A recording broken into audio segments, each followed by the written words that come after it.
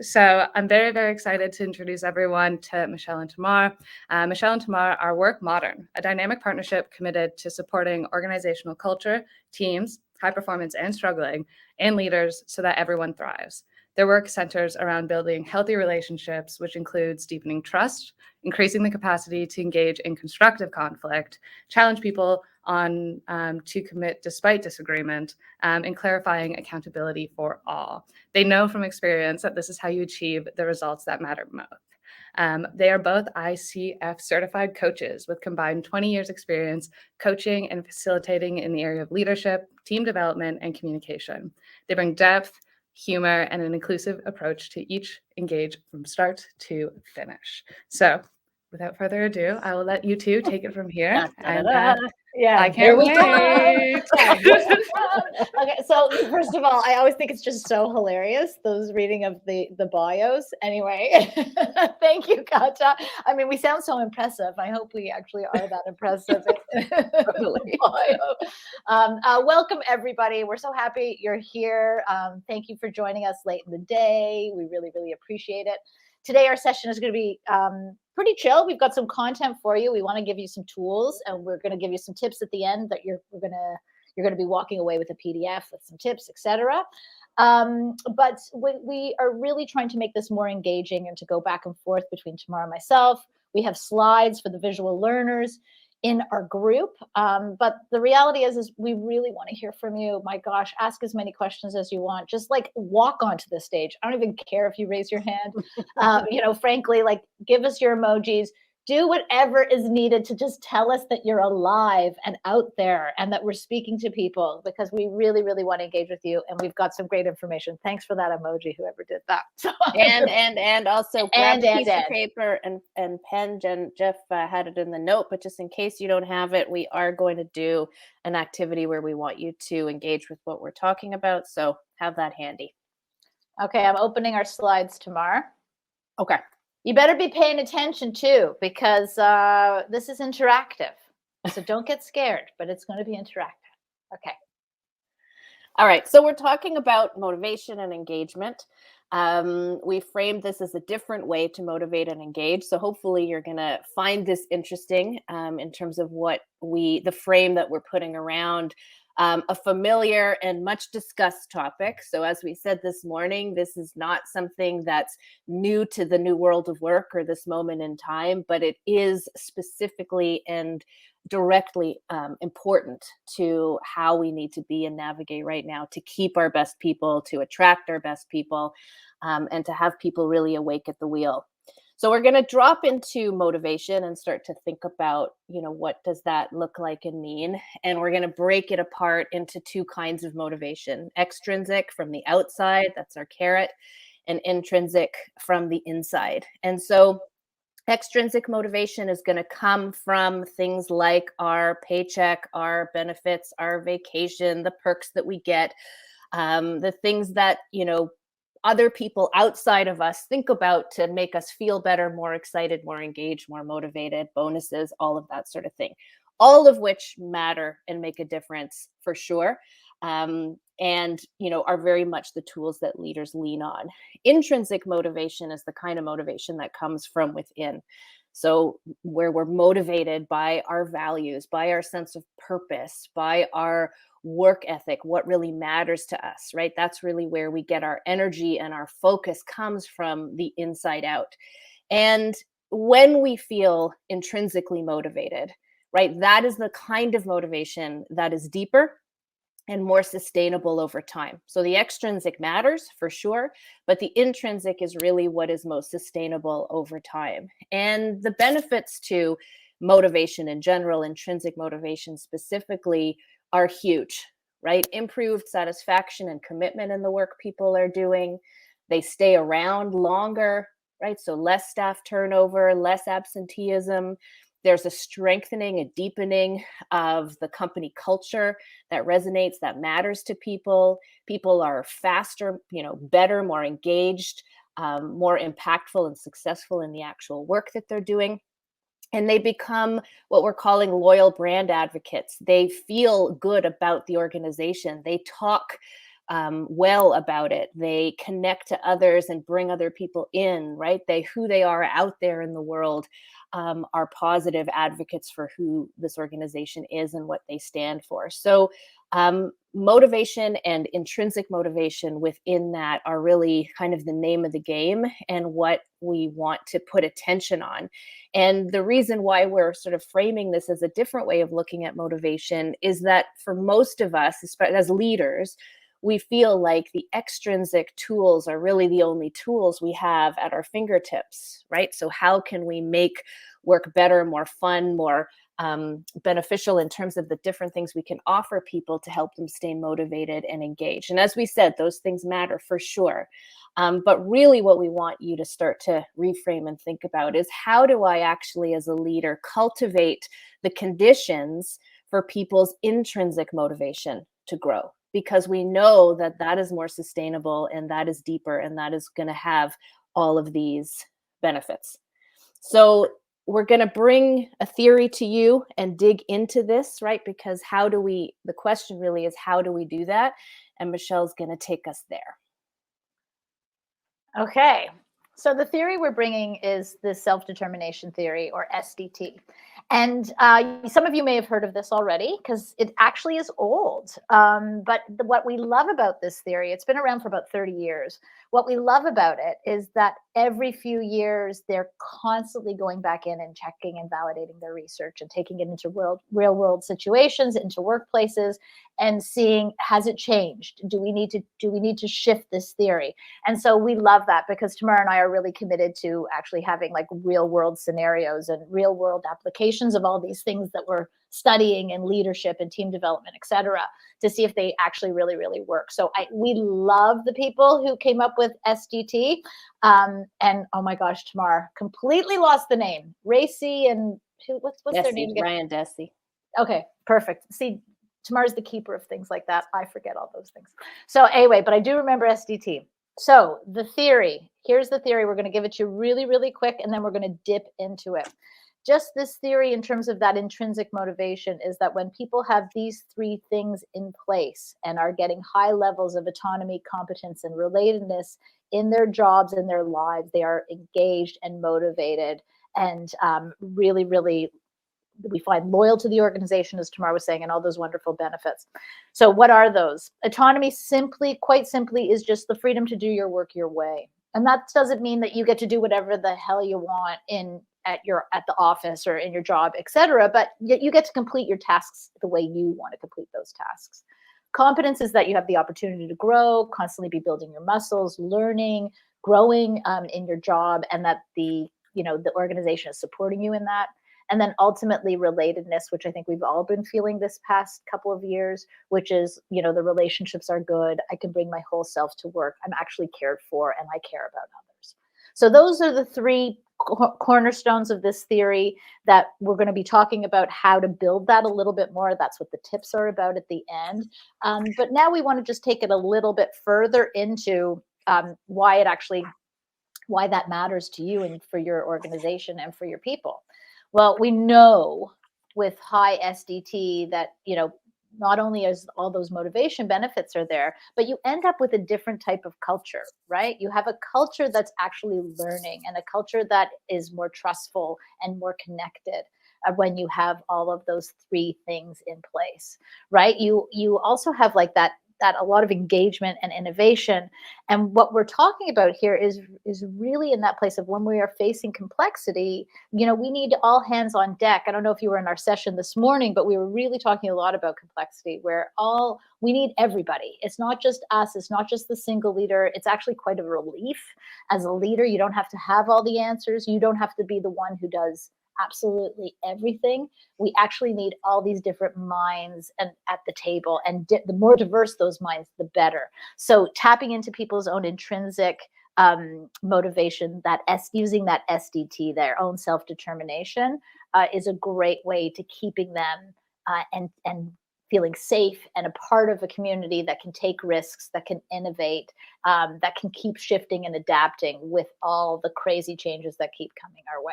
So that's just a little bit what's in it for me kind of thing. So Tamar, are we ready to move on? Yeah. Okay.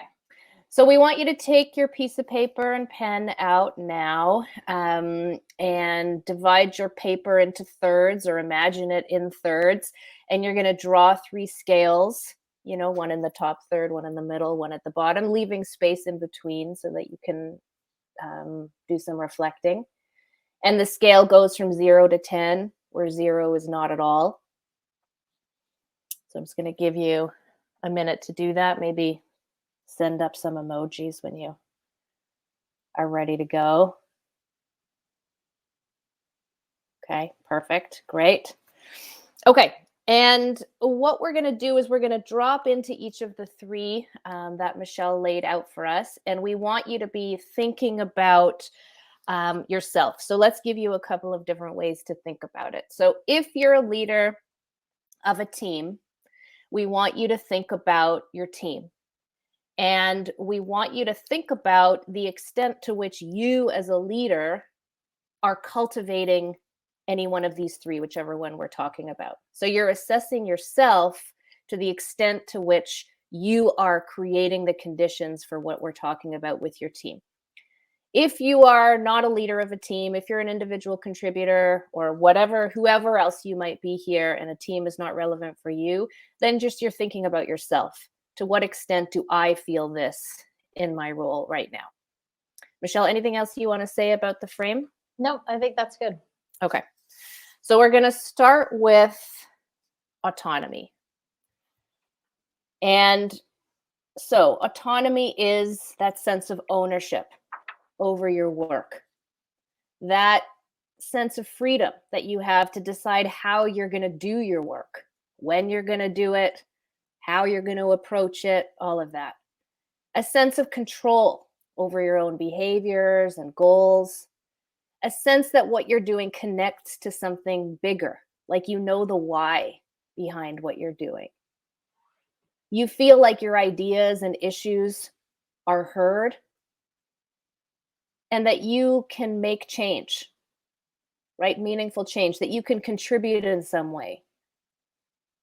And the extent to the change you can make is going to depend on kind of where you are, your role, all of that. But within wherever you are, there needs to be this sense that you can actually shape things and impact them in some way or another.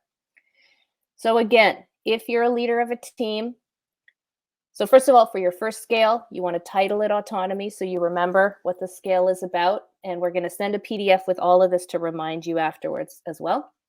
So your first scale is autonomy. On a scale of 0 to 10, if you're a leader, to what extent are you facilitating these things, this list of qualities, experiences, right? Are you cultivating the conditions for your team to feel this? And if you're on your own, you're thinking about, to what extent do I feel these things? Not at all versus high, anything in between. So you're going to rate yourself on the scale, and just in that space underneath, just take some notes around why you've given yourself the score you've given yourself.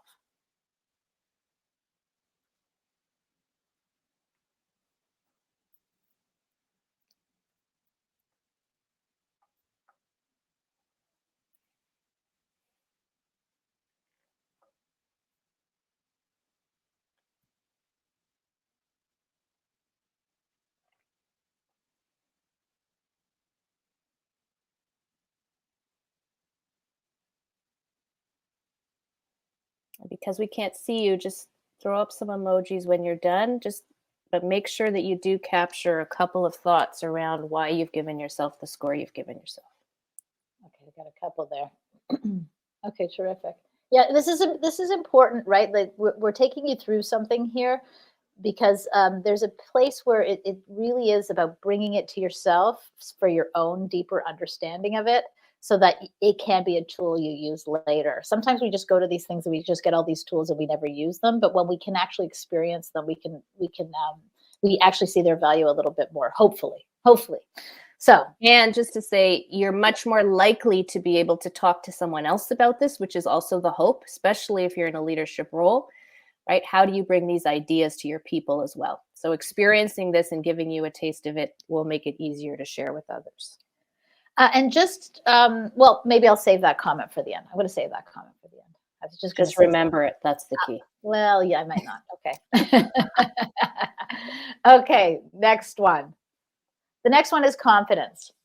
And that is really that place of feeling like you're doing good at your job, right? That you're really able to grow, you're doing your job, you know what you're supposed to be doing, you have a lot of clarity, you feel proud, right? And you feel like you are have opportunities to expand who you are. I mean, that is a key piece. I think a lot of times when we think about motivation, we think about the competence one. It's just like, oh, I'm able to do my job effectively, etc. But there's more to it. It's that clarity piece as well, and also those opportunities to grow.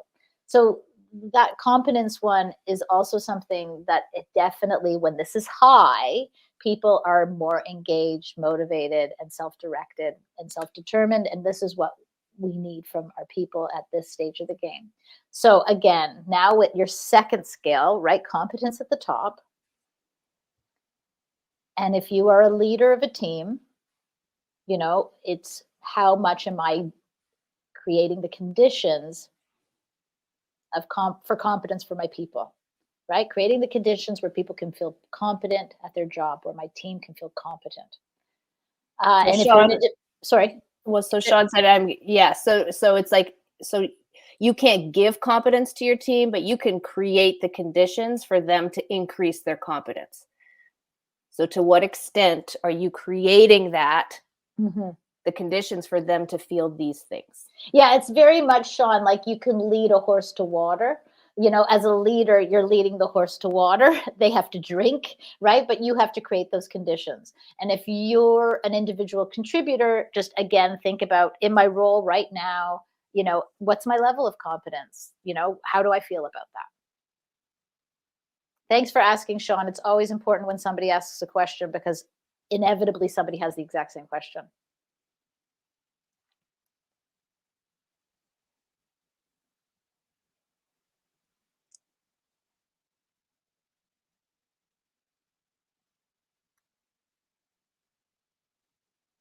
So again, just some emojis when you're feeling done, having written that down, giving yourself a scale and maybe some reasons. And don't feel awkward with the silence. Silence is okay, right? We talked about that need for space in the morning to be able to really be in that growth mindset. So just take the minute and do it. I saw a few emojis there, Tamar. Alrighty. Yep, and there's another one. Okay, so moving on. It's funny not to be able to see you all and then to be doing something interactive. Okay.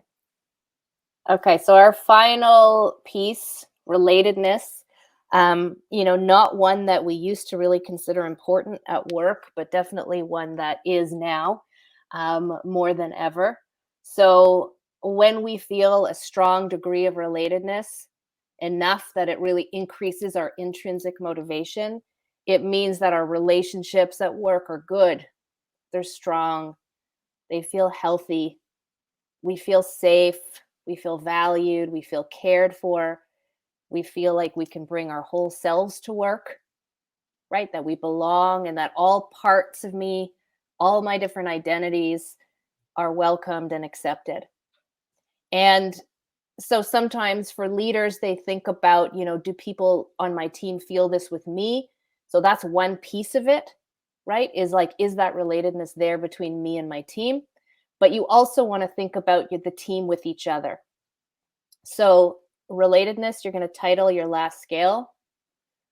And if you're a leader, you're going to be thinking about to what extent am I facilitating the conditions, creating the opportunities for my team to build strong relatedness with each other and also with me.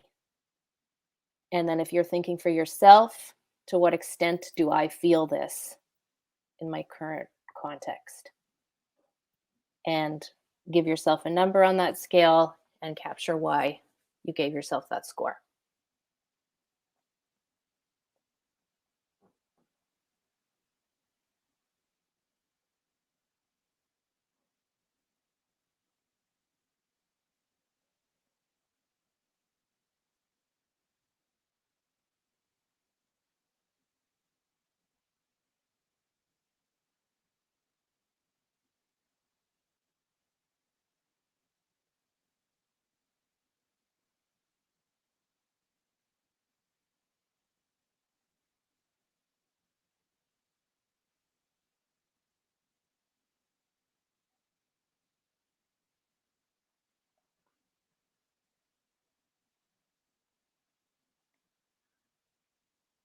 Okay, I saw one thumbs up. Are there others? Are we still working there?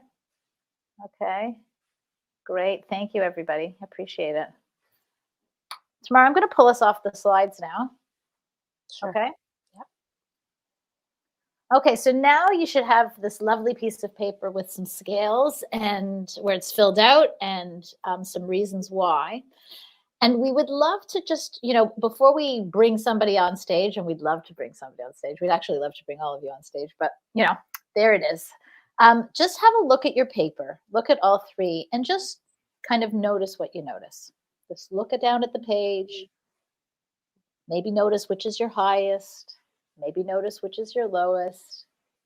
Where might there be gaps? If potentially there's any surprises. And just take it in for a moment.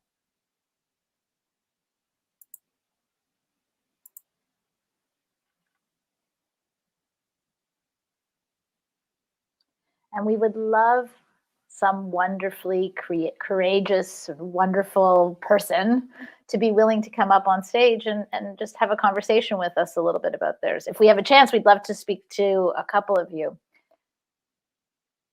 Who would love to do that? Raise your hand. And it's not literally a stage. It's so daunting. Yeah. Like you're just coming on camera. Maybe we can warm you up if nobody's going to raise their hand right now.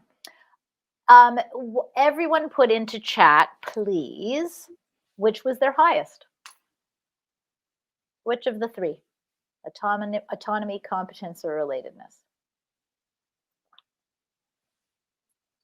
Relatedness, okay. Not surprising with a group of HR people. Yes, relatedness. Autonomy, okay. Autonomy, relatedness. Any others? Okay.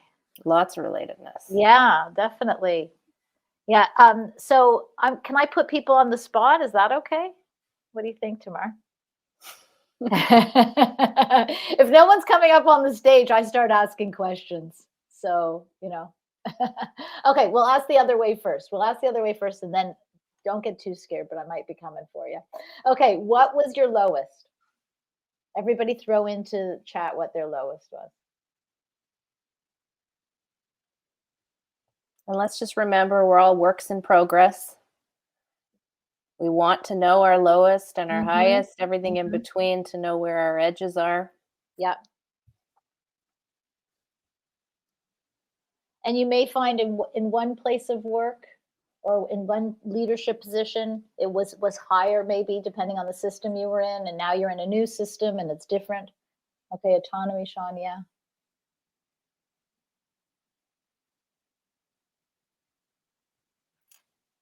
Anybody else want to share their lowest?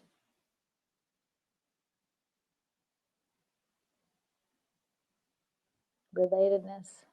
Yeah, it's a tough one right now. Competence and autonomy are tied. Okay. Hi, Hyla, by the way. Okay, same for you. Okay, great. So here's what I was going to say before. It's not so earth-shattering, but I thought I'd save it for now. Which is that in their research, the one that they found actually one of the most important pieces, which I think we're seeing a lot of right now with how many people are moving jobs and shifting around, is that autonomy one. Autonomy is a huge one for people. It's major, and so all of them are important, but autonomy is that one. For somebody who maybe autonomy was low for them, would they want to share why? Come onto the stage.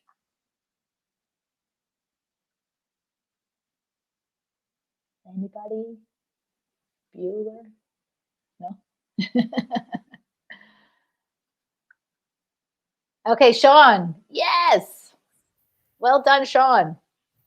We know if we're silent long enough, someone's not going to be able to handle it. Okay. Welcome, Sean, to the stage. Thank you. Thank you. I felt the autonomy was low just because of it is a new team. I have a new team under me in a certain area, and I think it is some of that micromanaging happening for now. Obviously, there is that trust, but it's built. We kind of started over probably about 4 months ago. So it's, during a pandemic, not seeing people face to face. We're all at home, stuff like that. It's been very different. So I felt like I'm giving them a lot of that ability, but they're not grabbing it yet. We do a big thing in our company. We do try to promote within from frontline throughout. So a lot of them don't have the experience in recruitment, HR. So we're trying to build that as well. So it's, I think it's a work in progress. I think we will get there, but they were very close. I had a 7, an 8, and then a 10 for Right. a label. Okay. Yeah. Yeah. So, and that's still great. Like, I mean, I think it's really important to remember context can be, such a big part of it. The system you're in can be such a big part of it. And so, some things take time, and it's an important thing to ask yourself, okay, so what can I do right now in terms of increasing people's autonomy? And in the tips, you'll see more stuff around that. But one of our favorite tips always for leaders to do is just to say, hey, I heard about this thing. And, I recognize that we're all really new and you're getting up to speed. What would help increase your autonomy? Asking them, because even just that question in of itself increases someone's sense, that's hard to say, of autonomy, because they're thinking, oh, okay, I actually have to decide for myself what would work for me in that situation. Right. And do I have enough, do I have as much autonomy as I'm wanting and needing right now, right? And they might say, this is great, or they might say, yeah, there's certain things that I need more support with, but other things I feel more ready to run with that you might not have on your radar, right? You might still be in that micromanaging mode because it feels like maybe they don't quite have it yet. So it becomes at least a conversation. Yeah. For sure. Okay. And that's why I have 2 of my my assistant managers actually doing it today too. They're in the 2 other rooms. So we're just trying to kind of gather up everything. So it's good. I like it. Okay, good. And you're going to, all of that, when we send the tips are also going to have the scales in there with the descriptions. And so it's also just a great tool to share with other people, get them to assess themselves or, what's happening around them. And then you can have a great conversation about it. Well, I think our biggest thing was, and I know this is why I want to join this group, was the motivation, but the engagement and it being remote, right? I really wanted to some of that engagement remotely because we were used to doing a lot of stuff as a culture together in our company. We haven't really done much for it since it's kind of been broken up. We are a frontline company, so we were getting together up until before Christmas. So just very different, right? So I'm trying to figure out some things there. Yeah, and it is challenging, and it's also let's remember, for you, as all of you as leaders and as human beings at this point, we're all experiencing the fatigue, right? Like it's hard to keep wanting to be like, okay, now we're going to try this for engagement, now we're going to try that for it's like, oh my gosh, I can't do much more, right? Like it's feeling like that. And so that's why the intrinsic motivation, having people discover that for themselves, is a great tool for you as a leader as well, even if only just for your own burnout, right? Is having them engaged in that as well. Okay. Great.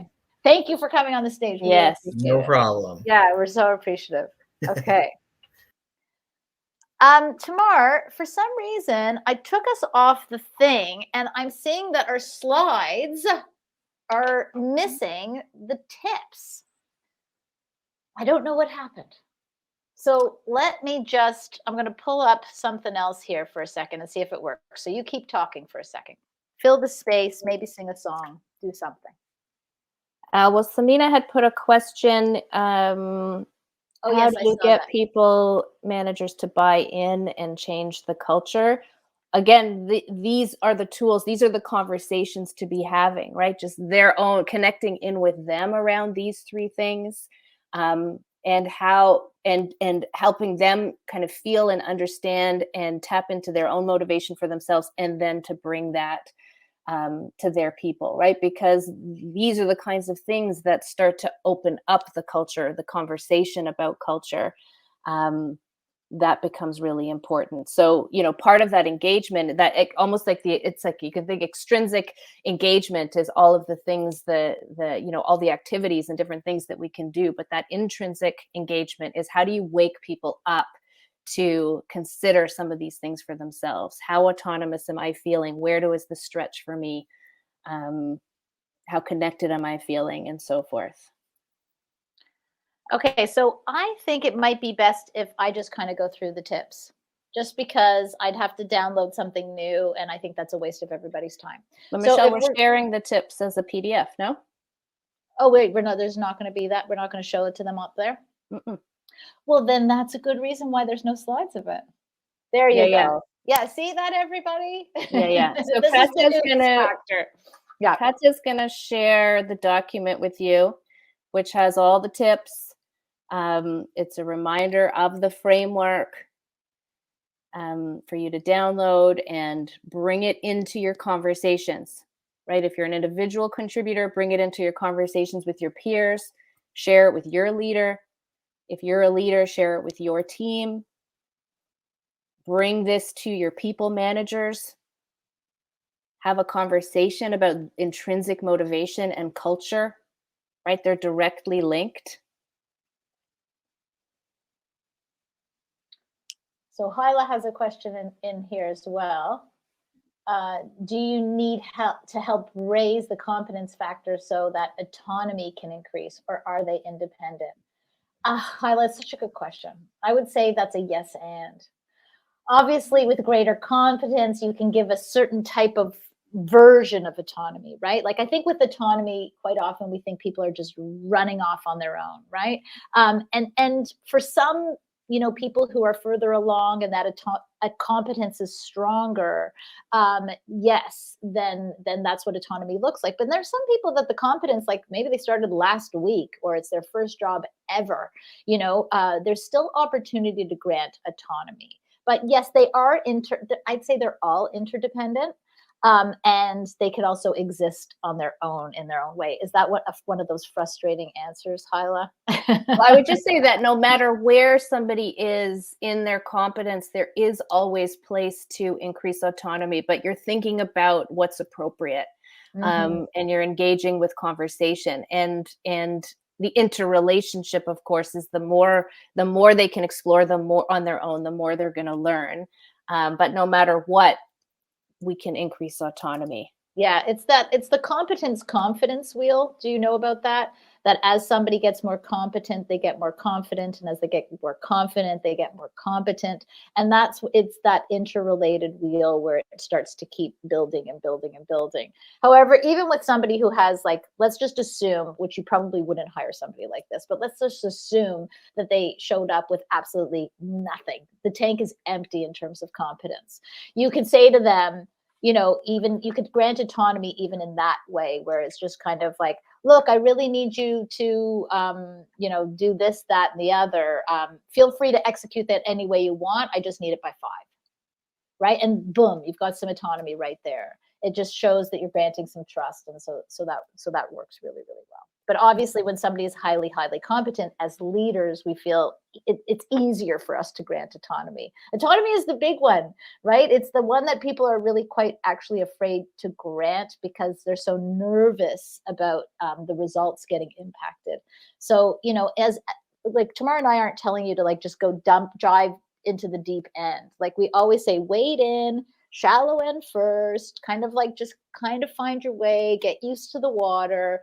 And it's those little baby steps, and eventually you will get more comfortable. That baby step can even look like a conversation of like, look, you know what? I really want to grant you more autonomy to do your stuff. What's it going to take? I need to see this. When you get there, you'll have even more autonomy. Those kind of conversations really. And it's all in service of intrinsic motivation, deepening that intrinsic motivation, right? So that's why you're in the conversation. I see Kata there, so I know we're at the end of our time.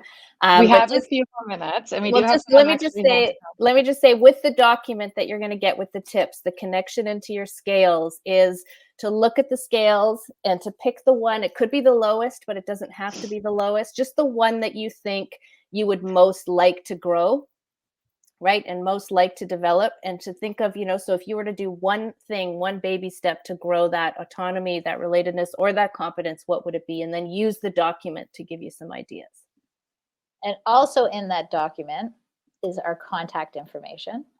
And so, Tamar and I always say, once you've met us once, you get us for life. So feel free to link in with us, reach out to us if you need resources, tips, etc. Reach out to us. I'm going to do a plug for our newsletter, which we do monthly, which is also in the tips document, a link to it. Because what we do in those is they're really short, they're really sweet, they're really, really valuable. We try to make them relevant and very on top of the zeitgeist of the moment, and with tips, resources, and recommendations for books. We so rarely sell in there, just so you know. This is where they play the music and they pull us off. So yeah, it's just like, well, just only in 2 hours. We could talk forever. Other questions, or Kata, did you have something or a question? No, so I'm going to share the link now, so everyone feel free to click through, make sure you can access it. Like was mentioned, there's info on the newsletter. Sign up. It's not going to like bombard you all the time. It's just once a month with actual useful tips. So I do encourage you to sign up, as well as both of the contact information is there as well too. We did have someone hand was raised at one point, but I think it went down. So if there's any last questions, any last comments, some time anyone wants with the ladies, we have a couple minutes left before we go into the final Q&A and closeout session. Yeah, apologies if we missed a raised hand. We're learning this. Thanks, Josh. Like that. Just keep trying it. Keep trying this stuff. We can never stress it enough. Use the workbook that we're sending you. Use it. There's stuff in there. Do it with your teams. Really kind of explore it with them. They'll have shared language around it. You can talk about how are we doing for our own self-determination these days? Just it's a great way of engaging with the team, just finding something new to even talk about. Sean, for some of your stuff with the newer team, it's a great thing to do with them. Amazing.